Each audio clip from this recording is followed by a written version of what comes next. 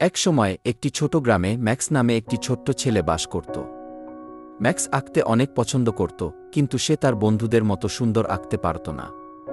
একদিন সে তাদের চিলেকোঠায় খেলতে খেলতে একটি সিন্দুকে লুকানো একটি পুরানো রহস্যময় পেইন্ট ব্রাশ খুঁজে পায়। ম্যাক্স ব্রাশটি তুলে নেওয়ার সাথে সাথে সেটি জ্বলতে শুরু করে। তারপর সে পেইন্ট ব্রাশটি রঙে ডুবিয়ে আঁকতে শুরু করে। সে দেখে অবাক হয়ে যায় যে তার প্রতিটি ছবি জীবন্ত হয়ে উঠছে। সমগ্র ক্যানভাস জুড়ে রঙেরা খেলা করছে, তার চিত্রগুলি জীবন্ত শ্বাসপ্রশ্বাসের জগতে পরিণত হয়ে উঠেছে। ম্যাক্স পেইন্ট ব্রাশের সাহায্যে একটি সুন্দর বাগান তৈরি করে, যা মরুভূমিতে ফুটে উঠেছিল। একটি ঝকঝকে হ্রদ যা একটি শুকনো গ্রামের তৃষ্ণা মেটায়, এমনকি একটি রংধনু যা একটি মেঘলা দিনকে উজ্জ্বল করে।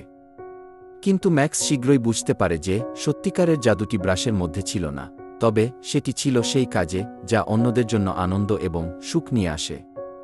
ম্যাক্স ছবি আঁকতে থাকে এবং এভাবেই ভালোবাসা ও সৌন্দর্য ছড়িয়ে দিতে থাকে চতুর্দিকে, যেখানেই সে যায়। গল্পের নৈতিকতা হল যে সৃজনশীলতা এবং কল্পনার মধ্যে এমন একটি জাদু আছে যা জগতের উপর ইতিবাচক প্রভাব ফেলে, এবং সেটাই হল সত্যিকারের জাদু যা হৃদয় থেকে আসে।